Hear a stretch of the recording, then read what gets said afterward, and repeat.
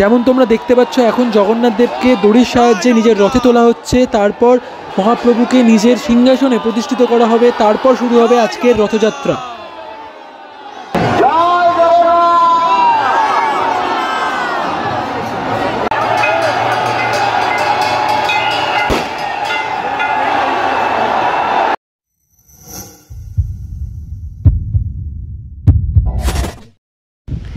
Hello, what's up guys, it's your friend Rishit. Welcome to the channel and I hope that you all are absolutely fine.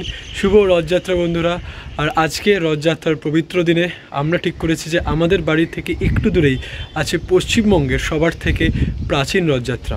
তো আজকে আমরা সেইখানেই যাব, পুরো এই রথযাত্রাটা উপভোগ করব, তোমাদেরও দেখাবো আর মহাপ্রভু জগন্নাথ দেবের দর্শন করব আর তোমাদেরও দর্শন করাবো। তো চলো আর বেশি দেরি না করে এখানে যাওয়া যাক আর তোমাদেরও মহাপ্রভু জগন্নাথ দেবের দর্শন করানো যাক। তো সবাই মিলে একবার বলো জয় জগন্নাথ।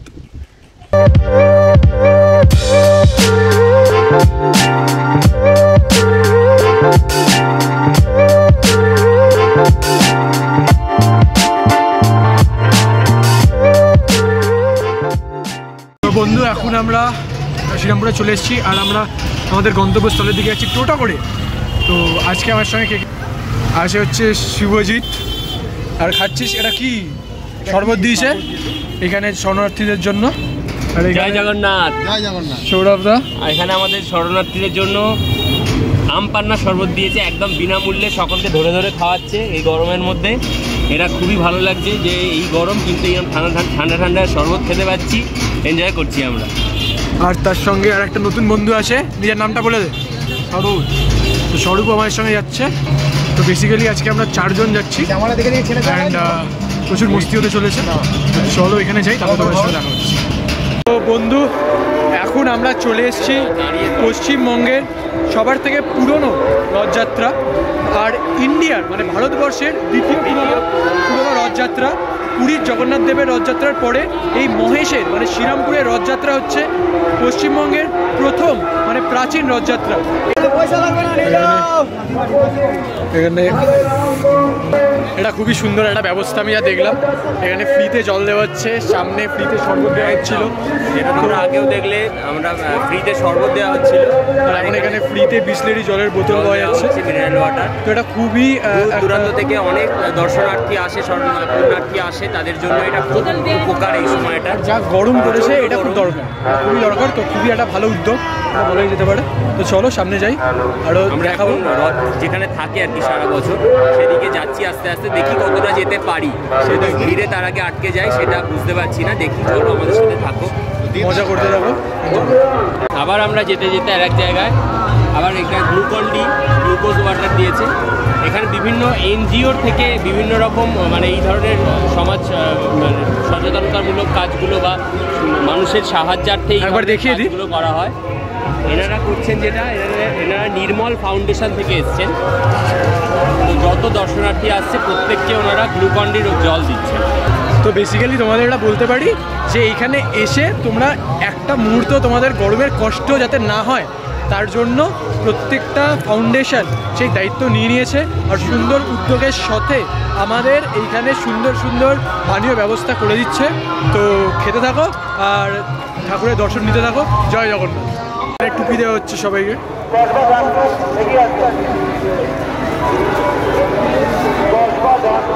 আমরা একটা টুপি নিয়ে নিলাম, সমস্ত রকম ব্যবস্থা আছে। টুপিও দিচ্ছে রোদের মধ্যে যাতে কোনো কষ্ট না হয়। সৌরভদা, কেমন লাগছে? খুবই ভালো লাগছে। চন্দননগরের থেকে এত বছরে আমি কোনোদিন মহেশ আসিনি এত কাছে। এই প্রথমবার আমি মহেশের রথ দেখতে এলাম। আর ভিড়টা তো আলাদাই ভাই, এত ভিড়, এত ভালো লাগছে যে বলার কথা নয়। আমরা এখনও রথের কাছাকাছি যেতে পারিনি, রথটা আমরা দেখতে পাচ্ছি, চেষ্টা করছি রথের কাছে যাওয়ার, কিন্তু ভিড়টা দেখে খুব ভালো লাগছে। যেমনটা দেখতে পাচ্ছ আমরা লাইন ধরে রথের কাছে যাওয়ার চেষ্টা করছি, আরও এগিয়ে যাচ্ছি, কেন কি এখনও অতটা ভিড় হয়নি। আস্তে আস্তে আরও ভিড় বাড়বে, তাই জন্য যতটা সামনে চলে যাওয়া যায় সেটাই ভালো। তাহলে তোমাদের আরও ভালোভাবে দেখাতে পারবো, আমরাও দেখতে পারবো। আর রথের সামনে কিন্তু অনেক ধরনের প্রোগ্রাম হচ্ছে, সেইগুলো দেখবো আর তোমাদের দেখাবো। দূরে হলেও আশা করছি বন্ধু তোমরা দেখতে পাচ্ছ এখন দেবী সুভদ্রাকে রথে ওঠানো হচ্ছে।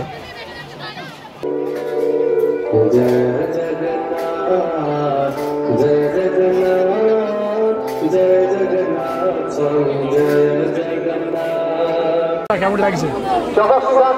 একটা মুহূর্ত সৃষ্টি হয়েছে, আমি এত ভালো লাগছে যে বলার মুখে বলা একদম সামনে চলে এসেছি আমরা, একদম রথের সামনে ঠিক চলে এসেছি। এইভাবে দেখতে পাচ্ছি একটু আগে সুভদ্রাকে তোলা হলো রথে সাজানোর জন্য, এবার জগন্নাথকে তোলা হবে। এখন কিন্তু আমরা একবারে রথের সামনে চলে এসেছি। একটু আগেই তোমাদের দেখালাম যে দেবী সুভদ্রাকে রথে ওঠানো হলো, একটু পরেই মহাপ্রভু জগন্নাথ দেবকে রথে ওঠানো হবে।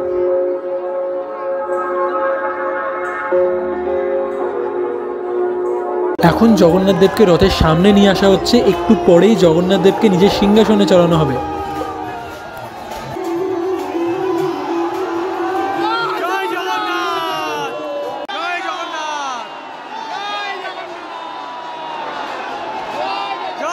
যেমন তোমরা দেখতে পাচ্ছ এখন জগন্নাথ দেবকে দড়ির সাহায্যে নিজের রথে তোলা হচ্ছে, তারপর মহাপ্রভুকে নিজের সিংহাসনে প্রতিষ্ঠিত করা হবে, তারপর শুরু হবে আজকের রথযাত্রা। বন্ধু দেখতেই পাচ্ছ এখানে সারথি লাগানো হচ্ছে রথের।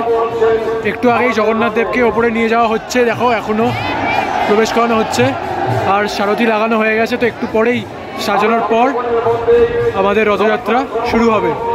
বন্ধু আজকের প্রথমবারের মতন আমরা মহাপ্রভুর দর্শন পেয়ে গেছি, মহাপ্রভুকে সাজানো হয়ে গেছে, জগন্নাথ দেবকে অপূর্ব সুন্দর লাগছে সোনার মুকুটে।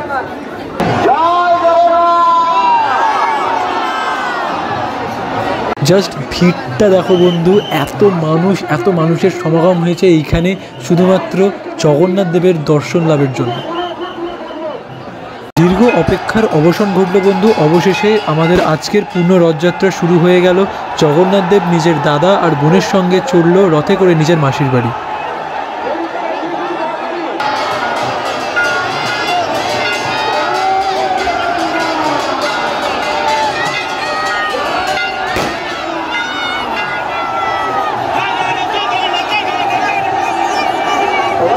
আগে আমরা যেই জায়গায় দাঁড়িয়েছিলাম সেইখানটা রথের একটু সাইডের দিক বলে জগন্নাথ দেবের পুরো ভালোভাবে দর্শন করাতে পারছিলাম না তোমাদের, কিন্তু রথ শুরু হওয়ার পর, রথযাত্রা শুরু হওয়ার পর এখন আমরা যেই জায়গায় দাঁড়িয়ে আছি সেইখান থেকে জগন্নাথ দেবকে একদম সুন্দরভাবে দেখা যাচ্ছে।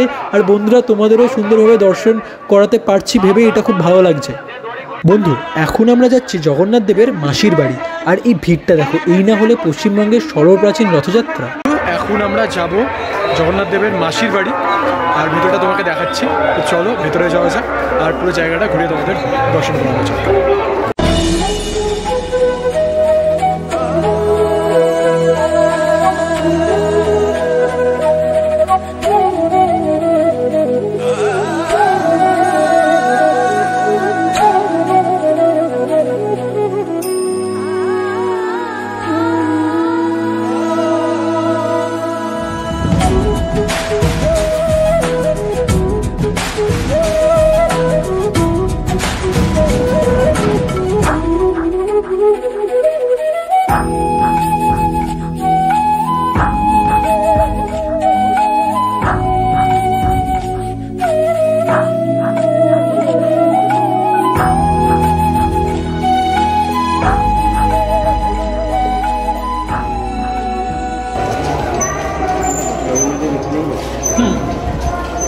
রথটা তো এর ভিতর দিয়ে ঢোকে না, রথ যেটা থাকে ঠাকুরকে তুলে আনা।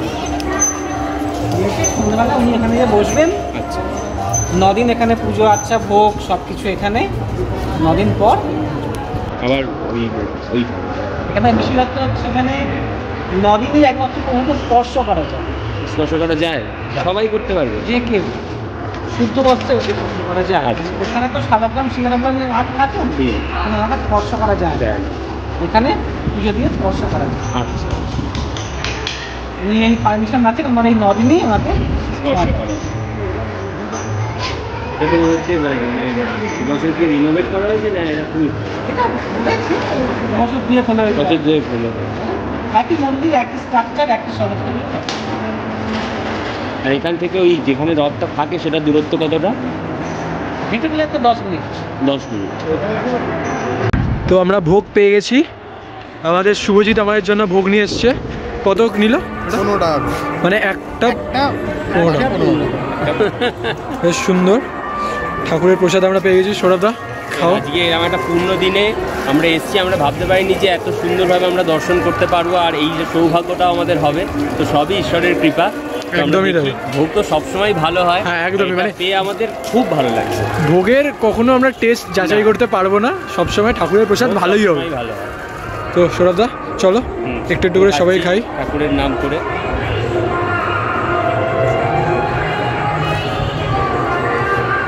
হরে কৃষ্ণ।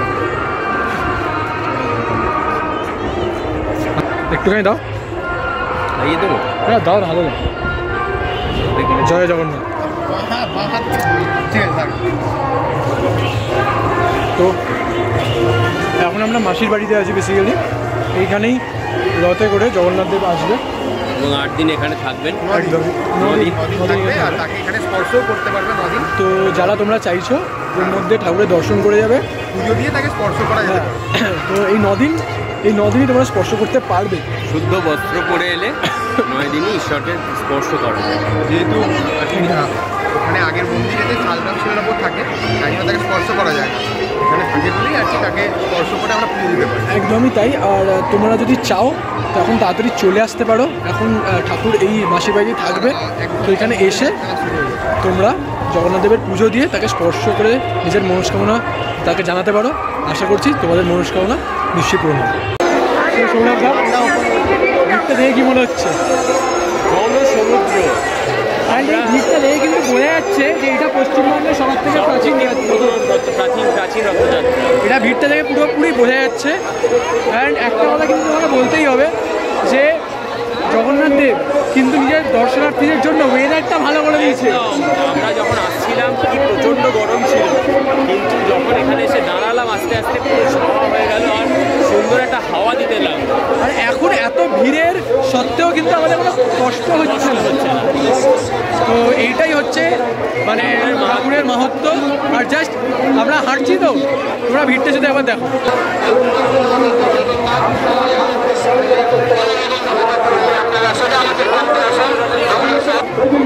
বুঝতেই পারছো কতটা ভিড়, বাট অনেক এনজয় করছি।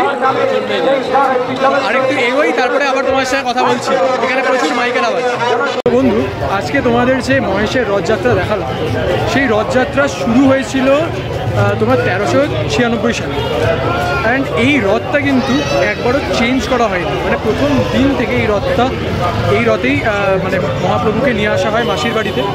কিন্তু 1755 সালে এইটাকে আবার পুনর্ভাবে নির্মাণ করা হয়েছিল, মানে একটুখানি রিকনস্ট্রাক্ট করা হয়েছিল। অ্যান্ড এই রথের যে হাইট, এই রথের যে উচ্চতা, সেটা হচ্ছে 50 ফিট। আর এই রথে মোট 12টা চাকা আছে। বন্ধু, আমিও তোমাদের বললাম যে মহেশ রথযাত্রা কবে শুরু হয়েছে এবং রথের যে কীভাবে তৈরি হয়েছে, তার আর্কিটেকচারের ডিজাইনটা আমি সব কিছু তোমাদের বলে দিলাম। তো এবার আমি সৌরভদা, তোমার একটা প্রশ্ন আছে, ঠিক আছে? দাঁড়াও সৌরভদা, তোমার কাছে আমার একটা প্রশ্ন আছে যে এই মহেশ রথযাত্রা কীভাবে হয়েছিল, মানে তার পেছনে একটা গল্প নিশ্চয়ই আছে, মানে সব জিনিসের পেছনে একটা গল্প থাকে। তো এই প্রচলিত গল্পটা যদি তুমি আমাদের একটু বলতে পারো। প্রথমেই বলি, এই বছর মহেশের রথযাত্রা 627 বছরে পদার্পণ করলো। যেমন সব যে কোনো প্রাচীন যে নিয়ম চলে আসছে, রীতিনীতি, তার পিছনে একটা করে নিয়ম মানে কারণ থাকে বা প্রচলিত অনেক গল্প থাকে। মহেশের রথযাত্রার পিছনেও যে গল্পটা বিভিন্ন সূত্র থেকে জানা যায় আর কি, সেটা হলো 14দশ শতকের গোড়ার দিকে এক বাঙালি সাধু প্রভানন্দ ব্রহ্মচারী মহাশয়, উনি অবশ্যই জগন্নাথ দেবের ভক্ত ছিলেন। ওনার ইচ্ছে ছিল পুরী গিয়ে নিজে হাতে ভোগ রান্না করে জগন্নাথ দেবকে ভোগ নিবেদন করবে। কিন্তু পুরীর যারা সনাতন পূজারী, যারা পাণ্ডা আছেন, তারা বিভিন্ন নিয়মের কারণে ওই সাধুকে মন্দিরে প্রবেশ করতে দেননি। তো উনি মনমরা হয়ে কিছুদিন পুরীতেই বসেছিলেন এবং সে ভেবেছিলেন যে হয়তো নিজেকে শেষ করে দেবেন, আত্মহত্যার পথ বেছে নিচ্ছিলেন। ঠিক এমন সময় জগন্নাথ দেব, মহাপ্রভু জগন্নাথ দেবের উনি স্বপ্নাদেশ পান যে তুমি ফিরে যাও মাহেশ নামের যে গ্রাম, শ্রীরামপুরের অন্তর্গত মাহেশ, তো সেখানে ভাগীরথীর তীরে মানে হুগলি নদীর তীরে হুগলি নদী থেকে কাঠ ভেসে উঠবে এবং সেই কাঠ দিয়ে জগন্নাথ দেবের মূর্তি প্রতিষ্ঠা করে তুমি পুজো করো। তো যেমন স্বপ্নাদেশ পেয়েছিলেন উনি ফিরে এসে মাহেশে অপেক্ষা করছিলেন দীর্ঘদিন, হঠাৎ এরকম একটা বর্ষার দিনে এবং ভাগীরথী বা হুগলি নদীর ঘাট থেকে নিম কাঠ ভেসে ওঠে। এটা সবটাই প্রচলিত শোনা আর কি। তো সেই কাঠ দিয়েই উনি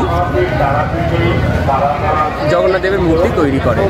এবং আরেকটা যেটা কথা প্রচলিত আছে, শ্রী চৈতন্যদেব যখন পুরী যাচ্ছিলেন তখন উনি ক্লান্ত হয়ে মাহেশে বিশ্রাম নেওয়ার জন্য ঘুমিয়ে পড়েন এবং এখানে উনি সমাধিস্থ হন।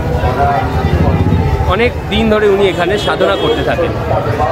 তো যে কারণে উনি পরবর্তী সময় নব নীলাচলও বলে মাহেশকে। এবং ওনার এক শিষ্য কমলাকার পিপলাই, উনি অ্যাকচুয়ালি সেই সময় এই রথযাত্রার যে মানে জগন্নাথ দেবের যে মন্দির নির্মাণ সেই কাজ শুরু করেন। এবং সেটাও অনেক দিন, কিন্তু সেই সময় রথযাত্রা হতো না, সবে মন্দির হয়েছিল। তার প্রায় 130 বছর পর রথযাত্রা আস্তে আস্তে শুরু হয় এবং রথযাত্রা শুরু করেন কলকাতার শ্যামবাজার নিবাসী নয়নচাঁদ মল্লিক। ওই মল্লিক বাড়ির ওরা আবার জমিদারও বটে। তা ওনারাই রথযাত্রার প্রথম যে সূচনা সেটা করেন আজ থেকে প্রায় 627 বছর আগে। এবং সেই সময় শ্যামবাজারে যে মল্লিক বাড়ি, ওনাদের দেওয়ান ছিলেন কৃষ্ণচন্দ্র বসু। উনি শ্রীরামপুরে থাকতেন। উনি এই যে বর্তমানে যে আমরা যে রথটি দেখতে পাচ্ছি এই রথটি কিন্তু নির্মাণ করেন এবং সেই সময় এই রথটি নির্মাণ করতে প্রায় 20,000 টাকা খরচ হয়েছিল। আর তোমরা আগেও শুনলে রথটা প্রায় 50 ফুট উঁচু এবং এতে 12টা চাকা আছে। আর এটা বার্ন কোম্পানি এটা নির্মাণ করে। আর আজকে আমরা তো দেখলাম যে মানে একদম সবিস্তারে কীভাবে জগন্নাথ দেবকে রথে তোলা হয় বা কীভাবে সারথি ঘোড়াগুলোকে লাগানো হয়। আর এই রথটা কিন্তু একবারও পরিবর্তন হয়নি, অর্থাৎ 627 বছর আগে যে রথ ছিল, হ্যাঁ অবশ্যই মেরামতি করা হয়েছে, কিন্তু সেই রথটাই এখনও অবধি চলে আসছে। এটা একটা বিরাট ব্যাপার। আর এই যে রথ মাহেশের রথযাত্রা, এটা তো আমরা আগেও বললাম, এটা পশ্চিমবঙ্গের মধ্যে প্রাচীনতম রথ এবং ভারতবর্ষের মধ্যে এটা দ্বিতীয় প্রাচীনতম, অর্থাৎ পুরীর পর কিন্তু মাহেশ।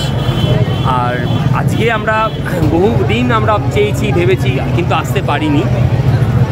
আজকে হঠাৎ মনে হলো আসবো, তো ভিডিও করে নিলাম। রথ দেখা কলা বেচা প্রকৃত অর্থে যাকে বলে, দুটোই কাজ আমরা করে ফেললাম। এত কাছে থেকেও আমরা আসতে পারিনি। সত্যি এতদিন অনেক কিছু আমরা মিস করেছি। আজকে আমরা দেখে চোখ সার্থক।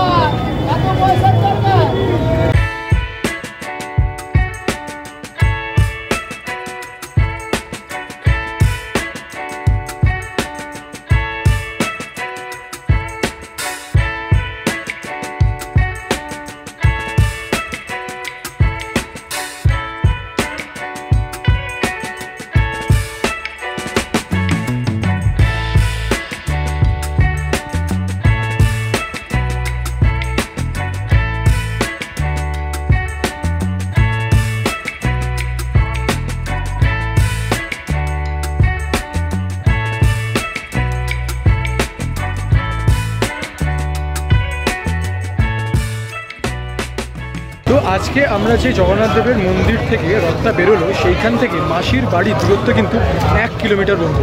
আর এই রাস্তার আশেপাশে এখন দেখতেই পাচ্ছ এরা মেলা বসবে, মানে 8 দিন ধরে এই মেলা চলবে। জগন্নাথ দেব যখন নিজের মাসির বাড়িতে থাকবে, তারপর আবার সেইখান থেকে চলে যাবে মন্দিরের উদ্দেশ্যে উল্টো রথ করে। এই রথ দেখতে এসেছি, খিদে পেয়ে গেছে। এখন শ্রীরামপুর স্টেশনে আমরা একটু ঘুগনি খাচ্ছি। দেখা সুন্দর করেছে, 20 টাকা প্লেট। ওইখানেও অনেক দোকান ছিল, বাট অনেক ভিড়ের মধ্যে আর খেলাম না, এখানে চলে এসেছি। তোমরা এলে এখান থেকে খেতে পারো। বন্ধু, চন্দননগরে একটা রীতি আছে বুঝলে, সেটা হলো প্রত্যেক বছর রথযাত্রার আগের দিন চন্দননগরের সত্যনারায়ণ মন্দিরের তরফ থেকে চন্দননগরের পুরো প্রসেশন রুট ঘোরা হয় এবং বোঁদে, যেটা হচ্ছে ভগবানের প্রসাদ হিসেবে মানুষের মধ্যে বিতরণ করা হয়। বন্ধু এখন আমরা চলে এসেছি চন্দননগরে। একটু আগেই আমরা শ্রীরামপুরের রথযাত্রা দেখালাম, এখন চলে এসেছি চন্দননগর নিজেদের শহরের রথযাত্রা তোমাদের দেখানোর জন্য। এই রথযাত্রা শুরু হয় 1774 সালে এবং এই রথটাকে পুরোভাবে নির্মাণ করা হয়েছিল 1962 সালে। বন্ধু, শ্রীরামপুর থেকে আমরা একবারে চলে এসেছি চন্দননগরের তালডাঙার মোড়ে, আর এখানে অনুষ্ঠিত হচ্ছে চন্দননগরের রথযাত্রা। মানে বলতে গেলে একবারে অন্তিম পর্বে এসে আমরা এখানে উপস্থিত হয়েছি, কারণ চন্দননগরের তালডাঙার মোড়েই আজকের এই রথযাত্রা শেষ হবে, কিন্তু এখনও বেশ কিছু অন্তিম টান রথের বাকি আছে। তো চলো শেষ কিছু টান রথের আমরা উপভোগ করে নিই।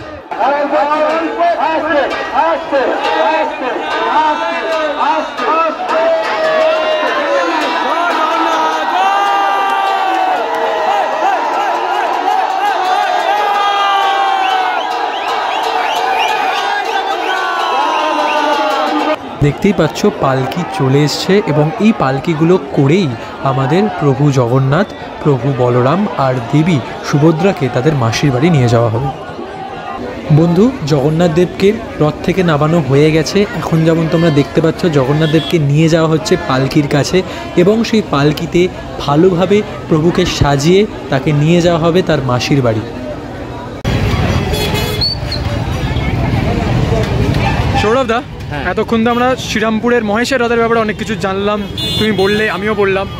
তো এই আমাদের চন্দননগর রথের ব্যাপারে কিছু বলো। চন্দননগরের রথটা পশ্চিমবঙ্গের দ্বিতীয় বৃহত্তম রথ, অর্থাৎ মহেশে আমরা যে রথটা দেখলাম সেটা পশ্চিমবঙ্গের বৃহত্তম রথ, সব থেকে বড় এবং সব থেকে পুরনো। তারপরেই কিন্তু চন্দননগরের রথ। এবং চন্দননগরের যে রথটা আমরা দেখতে পাচ্ছি, এটা প্রথম রথযাত্রা শুরু হয় 1774 সালে এবং এটা লক্ষ্মীগঞ্জ বাজার এলাকায় এক চাল ব্যবসায়ী যদু ঘোষ মহাশয়ের হাত ধরেই এই রথযাত্রা শুরু হয়েছিল। উনি পুরী থেকে ফেরার সময় অসুস্থ হয়ে পড়েন এবং স্বপ্নাদেশ পান। সেই অনুযায়ী চন্দননগরে উনি এই রথযাত্রা শুরু করেন বা জগন্নাথ, বলরাম, সুভদ্রার মন্দির প্রতিষ্ঠা করেন। যদিও বর্তমানে এটা চন্দননগর রথ পরিচালন সমিতি দ্বারাই পরিচালিত হয়। আর এই রথটা যেটা দেখা যাচ্ছে এটার ওজন 60 টন আর এতে 14টা চাকা আছে। তবে 1774 সালে যে রথটা তৈরি হয়েছিল সেইটা কিন্তু বেশি দিন থাকেনি, সেটা নিম কাঠের তৈরি ছিল। তো 1962 সালে ব্রেথওয়েট কোম্পানি এই রথটি পুনর্নির্মাণ করে।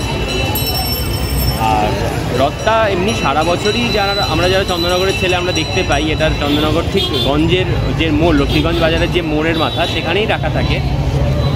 এটা প্রায় এখান থেকে গঞ্জ থেকে তালডাঙা, যেখানে আমরা এখন দাঁড়িয়ে আছি, তালডাঙা প্রায় 2 কিলোমিটার রাস্তা। তো এই রাস্তা ধরে রথের দিন আসে এবং এক সপ্তাহ এখানেই থাকে, পুজো পাঠ হয়, সব কিছু হয়। আবার ঠিক উল্টো রথের দিন নিজের জায়গায় লক্ষ্মীগঞ্জ বাজারে ফিরে যায়।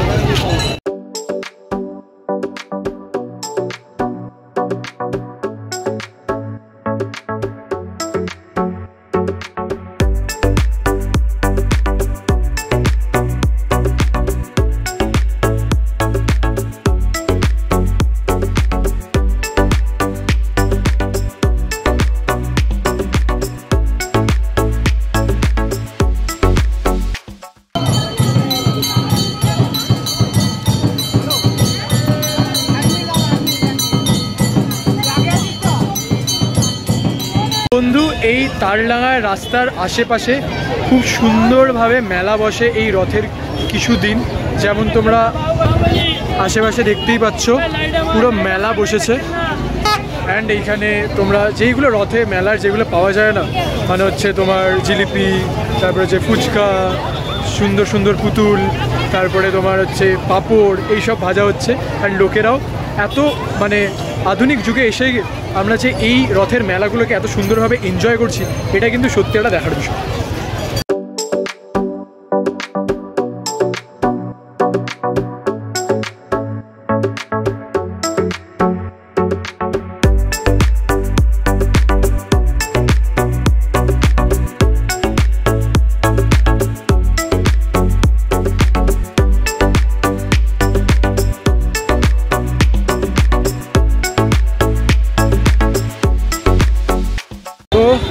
দেখবো আর জিলিপি খাবো না, এটা তো হয় না। রথ দেখার সঙ্গে জিলিপি খাওয়াটা একদম ম্যান্ডেটারি। আর এখানে আমি যেহেতু মিষ্টি খাচ্ছি না, আমি বাদাম খাচ্ছি।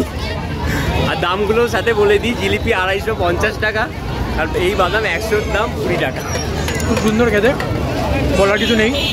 বাট এই রথের মেলায় ঘুরতে ঘুরতে জিলিপি, বাদাম, পাঁপড় এইগুলো না খেলে সম্পূর্ণ হয় না। একদম রথের মেলা দেখা সম্পূর্ণ হবে না। আমাদের রথের মেলা দেখা হলো, ভিডিও করা হলো, আবার তোমরা ভিডিওর মাধ্যমে রথটা দেখতেও পেলে। মানে প্রকৃত অর্থেই রথ দেখা আর কলা বেচা দুটোই আমাদের হয়ে একদম খুব মজা করেছি আজকে। প্রথম এত বেশি মজা করলাম, আমি তো লাইফে প্রথম রথটা এত বেশি মজা করলাম রথযাত্রাটা। আর শুভজিৎ, তোর কি মনে হয়? হ্যাঁ, এটা একটা আলাদা এক্সপিরিয়েন্স যে জগন্নাথ মহাপ্রভুকে আমরা সামনে থেকে ছিলাম, তার দর্শন করতে পারলাম। তাদের বলরাম দেবের আমরা কি তাদের দর্শন করলাম, তাকে সামনে থেকে ছোঁয়া, একটা আলাদা এক্সপিরিয়েন্স আমাদের জন্য। আর এটা সত্যি আলাদা একটা জিনিস যেটা আমরা অনুভব করে আপনাদের এই ফিলিংসটা আপনাদের বোঝাতে পারবো না যতদিন না আপনারা সামনে থেকে জিনিসটা ফিল করতে পারবেন। তো একদমই তাই। তো আমি তোমাদের বলবো, তোমরাও মহেশ কিংবা চন্দননগর চলে আসো আর রথযাত্রাকে, এই রথের এই কিছুদিন মেলায় ঘুরো। অ্যান্ড পারলে তোমরা এই উল্টো রথের দিন চলে আসো মহেশে কিংবা চন্দননগরে, আর এই পুরো অনুভূতিটাকে নিজে অনুভব করে দেখো, বেশ ভালো লাগবে। জয় জগন্নাথ। জয় জগন্নাথ। জয় জগন্নাথ। চলো, জয় জগন্নাথ।